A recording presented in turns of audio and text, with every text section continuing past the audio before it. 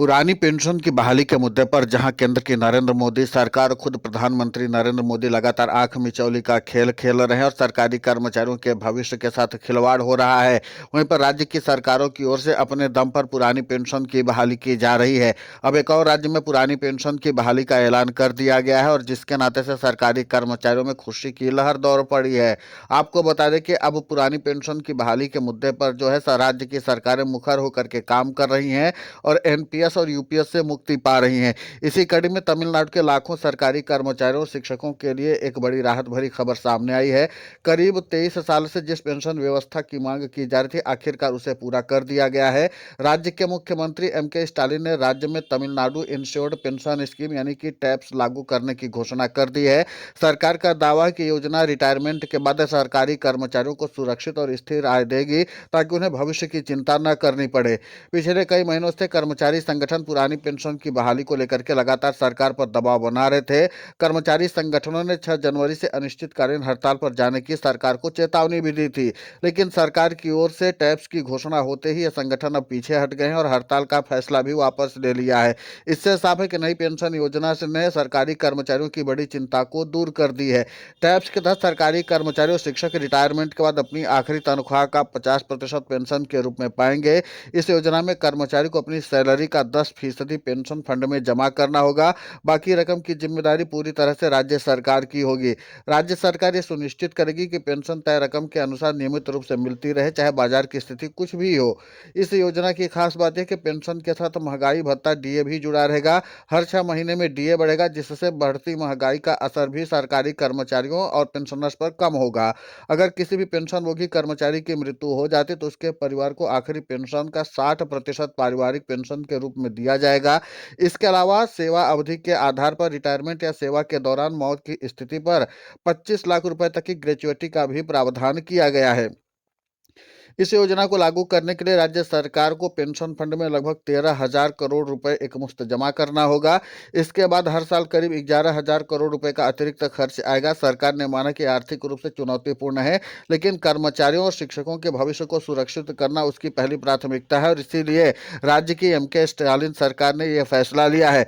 जाहिर सी बात है कि एम.के. स्टालिन के इस फैसले का सभी लोग भरपूर तरीके से समर्थन और स्वागत कर रहे हैं। अब जाहिर सी बात है कि जिस तरीके से केंद्र की नरेंद्र मोदी सरकार पुरानी पेंशन की बहाली के मुद्दे पर आंख मिचौली खेल रही है और इन सब के बीच में सरकारी कर्मचारियों को लगातार अपने आर्थिक संकट का जो संकट है वो साफ तौर पर दिखाई दे रहा है। इसी के नाते से सरकारी कर्मचारी जो है वो लगातार आंदोलन कर रहे हैं और इन सब के बीच में जिस तरीके से एक और राज्य में पुरानी पेंशन की बहाली हो गई है, भले ही राज्य की सरकार ने अपने तरफ से नया नाम दिया हो, लेकिन बात तो वही है कि सरकारी कर्मचारियों को पुरानी पेंशन वाला लाभ मिल रहा है। और जाहिर सी बात है कि जब पुरानी पेंशन वाला लाभ सरकारी कर्मचारियों को मिल रहा है तो सरकारी कर्मचारी इसको क्यों नहीं स्वीकार करेंगे।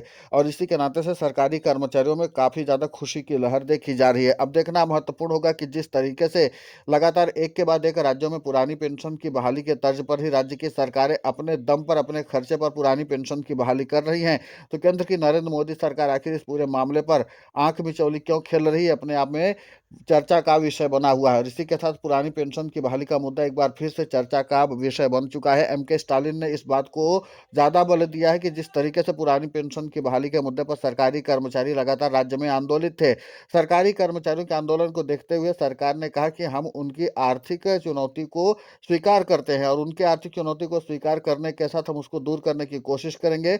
उन्होंने सरकारी कर्मचारियों के प्रतिनिधियों से इस पूरे मामले पर विस्तृत जानकारी भी मांगी थी।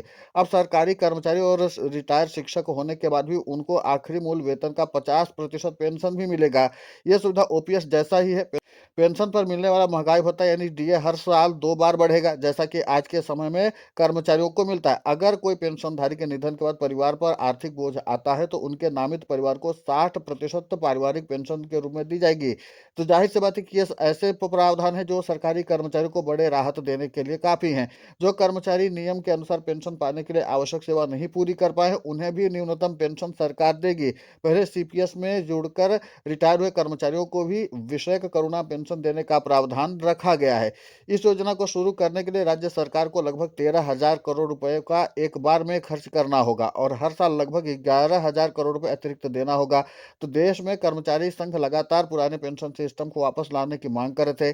कई दिनों से सरकारी कर्मचारी और संगठन के साथ साथ शिक्षक यूनियन विरोध प्रदर्शन और हड़ताल तक करने की चेतावनी दे रहे थे। इस दबाव में और आगामी विधानसभा चुनाव से पहले डीएमके सरकार ने यह बहुत बड़ा निर्णय लेकर सरकारी कर्मचारियों को न सिर्फ राहत दी है, बल्कि चीफ मिनिस्टर एमके स्टालिन ने कहा कि सरकारी कर्मचारी और शिक्षक समाज के कल्याण की योजनाओं को जन जन तक पहुंचाते हैं, इसलिए उनकी भलाई करना सरकार की जिम्मेदारी है और इसीलिए उन्होंने ये योजना लाई है। उन्होंने इसे ड्रिबिलियन मॉडल की सोच का एक हिस्सा बताया, जिसमें कर्मचारियों के हित को सर्वोपरि रखा जाता है।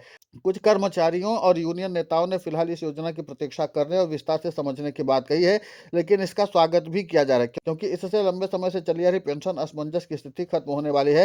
राज्य सरकार पिछले कुछ वर्षों में कर्मचारियों के लिए कई भत्ते पहले भी बढ़ा चुकी है, जैसे कि महंगाई भत्ता, घर बनाने के लिए लोन, शिक्षा और शादी के लिए अग्रिम लोन, स्वास्थ्य बीमा आदि। इन सुविधाओं के साथ टैक्स से अब रिटायरमेंट में सुरक्षा भी जोड़ दी गई, जिसके नाते से सरकारी कर्मचारियों में खुशी की लहर है। अब इन सब के बीच में जिस तरीके से हमने आपको पूरी जानकारी दी है, अगर यही व्यवस्था जिस तरीके से सरकारी कर्मचारी करें कि आप पुरानी पेंशन की बजाय कोई और नाम रख लीजिए, लेकिन कम से कम इन मूलभूत व्यवस्थाओं को आप रखिए, जिसके नाते से सरकारी कर्मचारियों को आर्थिक संकट का सामना न करना पड़े और वित्तीय अस्थिरता का सामना न करना पड़े।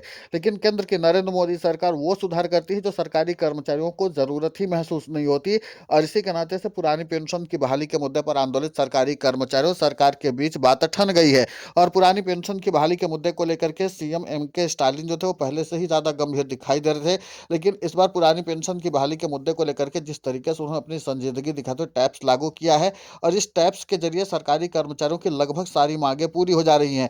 तो एक तरह से भले ही राज्य की एमके स्टालिन सरकार ने टैक्स लागू किया है, यानी कि पुरानी पेंशन का नाम बदल दिया है, पर नाम बदलने से क्या होता है, सरकारी कर्मचारियों को लाभ वही मिल रहा है। और इसी के नाते से तमिलनाडु के सरकारी कर्मचारियों को बाकी अन्य राज्यों के सरकारी कर्मचारियों ने बधाई भी दी है। और इसी के साथ उन्होंने कहा कि जिस तरीके से पुरानी पेंशन की बहाली के मुद्दे पर सरकारी कर्मचारियों ने वहां पर एकजुटता दिखाई थी और बड़े और व्यापक आंदोलन भी किए थे, और इसके बाद अब अनिश्चितकालीन हड़ताल पर जाने की चुनौती दी, तो राज्य के मुख्यमंत्री ने इस बात को अपनी नाक का सवाल नहीं बनाया, बल्कि सरकारी कर्मचारियों के मांगों पर गंभीरता से विचार किया और अपने आला दर्जे के अधिकारियों के साथ मंत्रणा करने के बाद सीधा सरकारी कर्मचारियों को पुरानी पेंशन का लाभ दिया है।